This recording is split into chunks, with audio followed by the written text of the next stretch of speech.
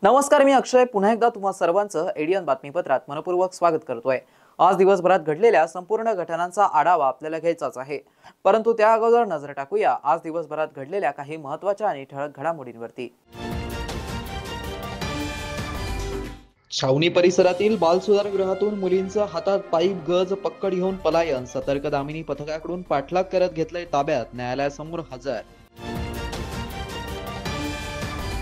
तर आग्या मोहळामुळे स्थलांतर केल्यानंतर देखील अजिंठा लेणी परिसरात पुन्हा आग्या मोहळाचा माशांचा पर्यटकांवरती हल्ला, 25 पर्यटक बाधित, उपचार सुरू। आता बघूया सविस्तर बातम्या। आमच्यावरती अन्याय झालाय, आम्हाला न्याय पाहिजे असं म्हणत छावणी परिसरातील विद्यादीप बालसुधारगृहातून काही मुलींनी हातात पाईप गज पक्कड घेऊन पलायन केलं। या मुली रस्त्यात गोंधळ घालत निघाल्या असता सतर्क दामिनी पथकाने मुलींचा पाठलाग करत त्यांना ताब्यात घेतलं आणि न्यायालयासमोर हजर केलं। छत्रपती संभाजीनगर शहरातील छावणी परिसरातील असलेल्या बाल सुधारगृहातून काही तरुण मुलींनी पलायन केल्याची घटना सोमवारी घडली। प्राथमिक माहितीनुसार छावणी परिसरातील विद्यादीप बाल सुधारगृहातून या मुलींनी पलायन केलं होतं। हातात लोखंडी पाईप गज पक्कड घेऊन या मुली रस्त्यात गोंधळ घालत निघाल्या होत्या। आमच्यावरती अन्याय झाला म्हणत या मुली रस्त्याने शिवीगाळ करत होत्या। तक्रार सांगायला आम्हाला उच्च न्यायालयात जायचंय असं देखील या तरुणी ओरडत होत्या। सतर्क नागरिकांनी ही बाब पोलिसांना कळवली। घटनेची माहिती मिळताच दामिनी पथक घटनास्थळी दाखल झालं। दामिनी पथकाने तरुणींना पाठलाग करत ताब्यात घेतला। सुरुवातीला दामिनी पथकावरती मुलींनी हल्ला चढवण्याचा प्रयत्न केला, मात्र महिला पोलिसांनी काही मुलींना मोठ्या शिताफीने ताब्यात घेतला, तर काही मुली जिल्हा सत्र न्यायालयाकडे पळाल्या होत्या। तर त्या मुलींना देखील ताब्यात घेऊन महिला व बाल न्यायालयामध्ये त्यांना सोमवारी सायंकाळी हजर करण्यात आलं होतं। त्यानंतर त्यांची रवानगी पुन्हा एकदा महिला बाल सुधारगृहात करण्यात आल्याची माहिती समोर येत असून या घटनेचा पुढील तपास पोलीस करतायत। या घटनेने एकच खळबळ उडाली आहे। सदर छावणी परिसरातील विद्यादीप बालसुधारगृहातून मुलींनी पलायन केल्याची घटना काही नवीन नाही आहे। यापूर्वी देखील अशा घटना घडल्या आहेत, मात्र ह्यावेळी या घटनेचं स्वरूप जरा उग्र असल्याचं दिसून आलंय। जिल्हा परिषदेचा पुन्हा एकदा भोंगळ कारभार समोर आला असून जिल्हा परिषद कार्यालयाच्या मागेच असलेल्या जिल्हा परिषद शाळेतील विद्यार्थ्यांच्या आरोग्याचा प्रश्न वाऱ्यावर असल्याचं पुन्हा एकदा उघडकीस आलंय। आज दिनांक 30 जून शहरातील जिल्हा परिषद कार्यालयाच्या मागेच असलेली जिल्हा परिषदेच्या मुलींची उर्दू शाळा, मात्र या शाळेच्या परिसरामध्ये मोठ्या प्रमाणात कचऱ्याचं साम्राज्य, तर वर्गांमध्ये चक्क महापुरुषांच्या फोटोलाही धूळ असल्याच्या अवस्थेत दिसून आलंय। शिपायाची शाळेवरती नेमणूक असतानाही शिपाई मात्र वरिष्ठ अधिकाऱ्यांच्या बंगल्यावरती डेप्युटेशनवरती कामाला असल्याची माहिती समोर आली आहे। तर दुसरीकडे जिल्हा परिषदेकडून गेले अनेक वर्षांपासून नळपट्टी भरत नसल्याने मनपाने नळही कट केलाय। शाळेच्या मुख्याध्यापिका सीमा बेगम यांनी याबाबत माहिती दिली। जिल्हा परिषदेचा पुन्हा एकदा भोंगळा कारभार समोर आला असून जिल्हा परिषद शाळेतील विद्यार्थ्यांच्या आरोग्याचा प्रश्न वाऱ्यावरती असल्याचं उघडकीस आलंय। हाँ सर, हमारे पास में 2 प्यून आए, लेकिन वो सीओ साहब की तरफ डेपुटेशन पे गए। सफाई करने वाला कोई है नहीं, फिर भी हम वॉशरूम वगैरह के लिए प्राइवेट बुला के करा लेते, और झाड़ू वाला वगैरह भी प्राइवेट बुला के करा लेते। लेकिन और वो जो झाड़ का है, जो आपको क्लास का बोल रहे हैं, तो वो अपन सुधार के लिए दिए हुआ है, प्रस्ताव दिए हुआ है। इसके पहले आधा काम हुआ है, लेकिन अगले अभी दूसरा काम के लिए आए नहीं, और जो पहला काम भी है वो भी बराबर नहीं है। हाँ, बहुत दिनों से लाइट बिल नल टैक्स भरे हुआ नहीं है। उसके बारे में मेरे को भी नहीं मालूम, मैं तो 2020 से है, उसके पहले से नहीं है। इसके लिए कोशिश बहुत की है हमने, वहाँ तक आकर भी हमारा भी गया, पानी पुरवठा ऑफिस है मेरे कैंपस में, उनको भी नहीं है नल कलेक्शन, दोनों को भी नहीं। हाँ, तो वो बोले वन साइड के काम का परमिशन मिला है, तीसरे वन साइड का काम किया है उन्होंने, दूसरी तरफ का काम नहीं। अभी प्रस्ताव डाले हुए हैं, आएंगे तब करेंगे वो। शहरातील छावणी परिसरात टेम्पो आणि एसटी बसचा अपघात होऊन यात 4 ते 5 प्रवासी जखमी झाले होते। त्यांना एसटी ड्रायव्हर आणि कंडक्टर यांनी बसमधील फर्स्ट एड बॉक्समधून प्रथम उपचार करून अधिक उपचारासाठी रुग्णालयात हलवलंय। आज दिनांक 30 जून रोजी सकाळी बाबा पेट्रोल पंपकडून पुण्याच्या दिशेला जात असताना छावणी येथे एसटी महामंडळ आणि सिमेंट घेऊन जाणाऱ्या टेम्पोचा अपघात झाला। यामध्ये बसमधून प्रवास करणाऱ्या 4 ते 5 प्रवासी हे गंभीररित्या जखमी झाले.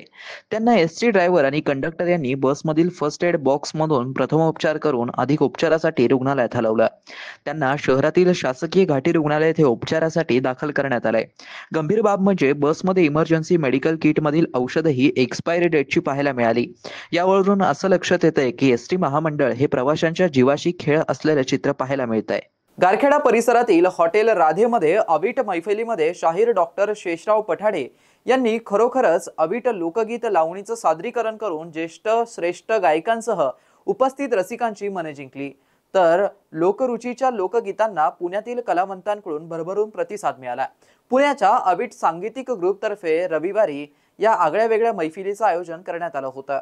मुख्य म्हणजे सोशल मीडियावरून गायक कलावंतांचा मेळा जमला आणि पुणे आणि जालन्याचे गायक वादक कलावंत ऐतिहासिक अशा छत्रपती संभाजीनगरमध्ये एकत्र आले. हे विशेष व्हॉट्सअप आणि फेसबुकवरून आम्ही सर्व परस्परांशी जोडले गेलो आणि सांगीतिक अवीट मैफिलीतून एकत्र आलो, असं या ग्रुपचे प्रमुख 82 वर्षाचे विठ्ठल वैद्य आणि डॉक्टर अनिल कुलकर्णी आणि सहआयोजक व प्रसिद्ध अँकर दीपाली कुलकर्णी यांनी सांगितलं. ज्येष्ठ श्रेष्ठ गायक कलावंतांनी हिंदी मराठी चित्रपटातील सदाबहार गाणी सादर करून मैफिलीत रंग भरले.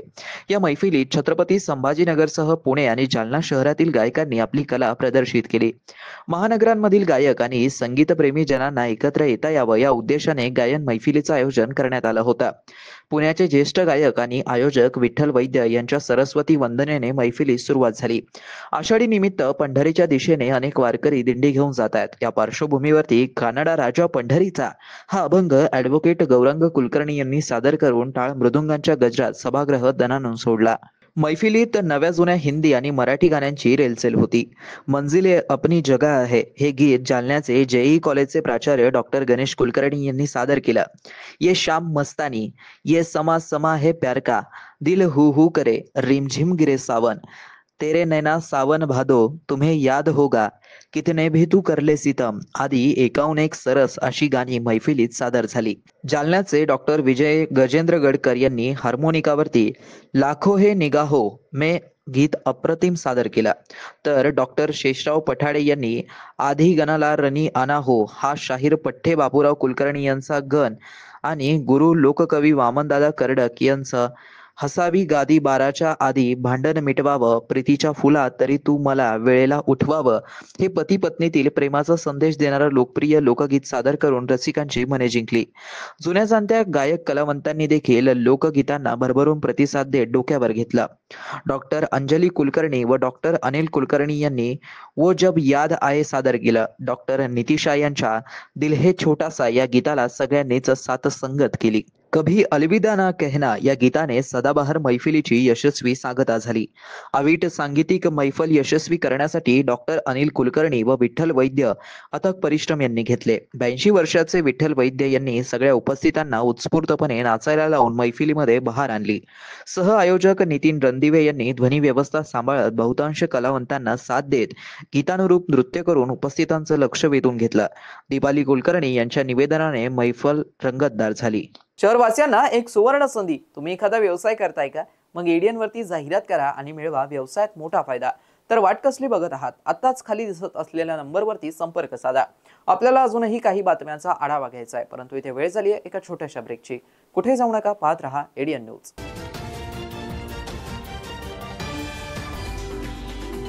तब्बल 100 वर्षांपासून यशस्वी विद्यार्थी घडवणारे मराठवाड्यातील पहिले महाविद्यालय असलेले शासकीय ज्ञानविज्ञान महाविद्यालय छत्रपती संभाजीनगर या महाविद्यालयात नव्या शैक्षणिक वर्षात अर्थात 2025 आणि 26 मध्ये प्रवेश घेण्याची पुन्हा सुवर्ण संधी. BA, BSc आणि MA साठी प्रवेश खुले आहेत. BA मध्ये निवडा तुमच्या आवडीचे विषय. भाषा विषयाबरोबरच इतिहास, मानसशास्त्र, समाजशास्त्र आणि बरंच काही. मराठी आणि इंग्रजी माध्यमांसाठी स्वतंत्र वर्ग. BSc मध्ये botany, chemistry, zoology, microbiology, computer science सारखे आधुनिक विषय. MA साठी खास अभ्यासक्रम, भूगोल, ग्रहविज्ञान आणि संगीत. शिक्षणाची उत्तम व्यवस्था, कमी खर्चात मुलामुलींसाठी महाविद्यालयाची प्रशस्त इमारत, स्वतंत्र ग्रंथालय, वाचनालय, अभ्यासिका, मुलींसाठी लेडीज रूम, प्रयोगशाळा, वसतिगृह आदींची व्यवस्था. NEP 2020 ची अंमलबजावणी. MPSC, UPSC पूर्व प्रशिक्षणाची खास सुविधा. स्पोर्ट्स, NCC, NSS आणि स्किल बेस्ड कोर्सेससह तुमच्या सर्वांगीण विकासाची हमी. आजच प्रवेशासाठी संपर्क करा. BSc साठी 94 20 00 01 66 90 21 52 36 93. तर BA आणि MA साठी 98 23 13 96 64 96 57 73 35 55. तर वाट कसली बघताय? आजच तुमच्या उज्ज्वल भविष्याची निवड करा. शासकीय ज्ञानविज्ञान महाविद्यालय. Educate, empower, enlighten. मनोवृत्ती घडवा, भविष्य घडवा. आजच आपला प्रवेश निश्चित करा. 10वी 12वी झाली, आता पुढे काय? शहराच्या मध्यवर्ती ठिकाणी असलेल्या महाविद्यालयाच्या शोधात आहात तर सर्व विद्यार्थ्यांसाठी एज्युकेशनचा मास्टर स्ट्रोक विवेकानंद शिक्षण संस्था संचालित विवेकानंद कला सरदार दलीप सिंग वाणिज्य व विज्ञान महाविद्यालय समर्थनगर छत्रपती संभाजीनगर NAP राष्ट्रीय शैक्षणिक धोरणानुसार BA, BCom, BSc, BBA 2025 व 26 साठी प्रवेश प्रक्रिया व नोंदणी सुरू झाली आहे. यशवंतराव चव्हाण महाराष्ट्र मुक्त विद्यापीठ नाशिक व इंदिरा गांधी मुक्त विद्यापीठ दिल्ली हे अभ्यास केंद्र उपलब्ध आहेच, परंतु आपल्या शहराच्या मध्यवर्ती ठिकाणी प्रशस्त इमारत, 3ही विद्याशाखा, 16 विषयामध्ये PGचे अभ्यासक्रम, शिवाय 11 विषयात PhD रिसर्च सेंटर, गुणवत्तापूर्ण व दर्जेदार शिक्षण, 50 वर्षांची उज्ज्वल परंपरा, सुसज्ज ग्रंथालय, OPAC, N-लिस्ट आणि रिमोट ॲक्सेसची सुविधा, आधुनिक विज्ञान प्रयोगशाळा, सुसज्ज क्रीडा विभाग, राष्ट्रपतींच्या हस्ते गौरवप्राप्त विद्यार्थ्यांचा महाविद्यालयात सहभाग, दिव्यांगांसाठी स्पेशल कॉम्प्युटर लॅब, व्यक्तिमत्व विकासासाठी NCC आणि NSS, स्पर्धा परीक्षेसंदर्भात मार्गदर्शन, शासनाच्या सर्व शिष्यवृत्ती योजना उपलब्ध, शिवाय स्वाधार योजनेच्या विद्यार्थ्यांना परिपूर्ण लाभ. प्रवेशासाठी संपर्क 0240 23 65 845 0240 23 65 844 0240 23 65 813. कार्यालयीन संपर्क 0240 23 65 801. आजच आपला प्रवेश निश्चित करा आणि द्या आपल्या करिअरला बूस्टअप. अनेकांच्या मनात स्वप्न असते की देशाची सेवा करायची, परंतु काही लोकच योग्य प्रशिक्षण घेऊन ते वास्तवात पूर्ण करतात. वास्तविक सैनिक बनणे सोपं काम नाही, कारण प्रशिक्षणाच्या मैदानापासून ते युद्धाच्या रणांगणापर्यंत प्रत्येक क्षण संघर्षमय असतो.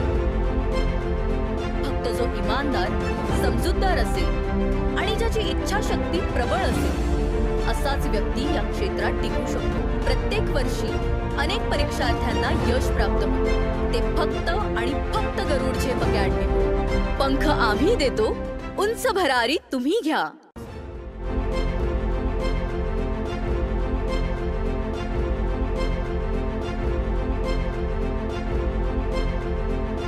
शिक्षण असो किंवा नोकरी, कुठल्याही कामानिमित्त छत्रपती संभाजीनगर येथे येत असाल तर तुमच्या घरगुती जेवणाची चिंता आता मिटली.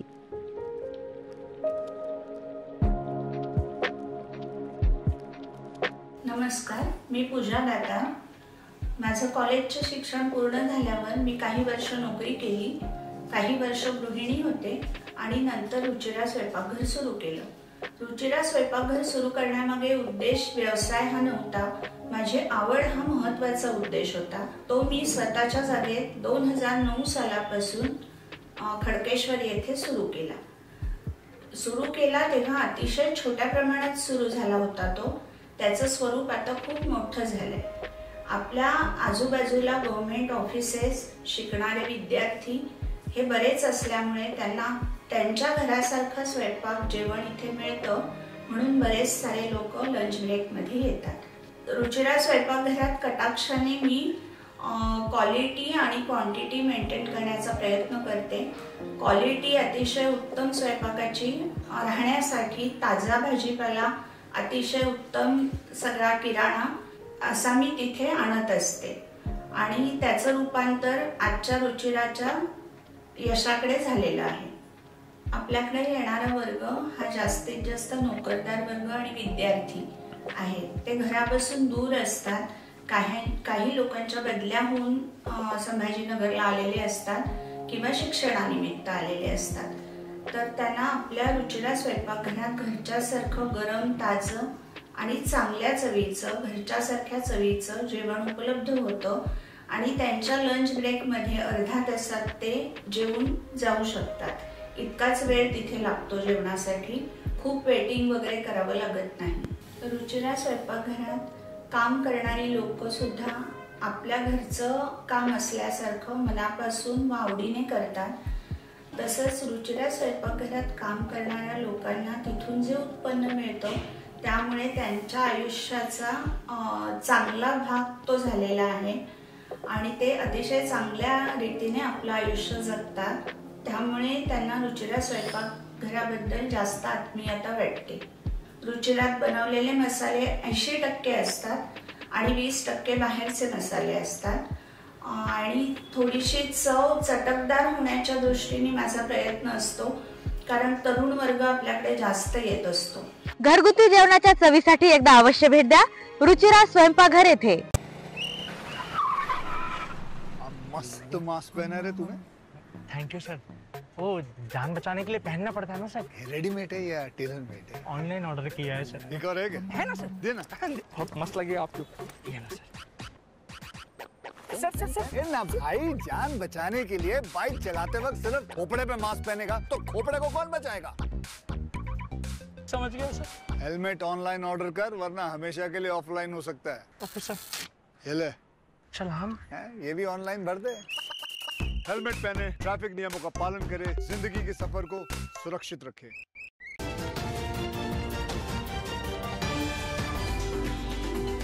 ब्रेक नंतर पुन्हा एकदा स्वागत. आपण बघत आहात एडियन बातमीपत्र. जगप्रसिद्ध अजिंठा लेणीमध्ये पर्यटकांवरती हल्ला करणाऱ्या आग्या मोहळ्याच्या पोळ्यांचं स्थलांतरण केल्यानंतर रविवारी दिनांक 29 जून रोजी पुन्हा 25 पर्यटकांवरती या मधमाशांनी हल्ला केला. या जखमी पर्यटकांना खासगी रुग्णालयामध्ये उपचारासाठी दाखल करण्यात आलं होतं.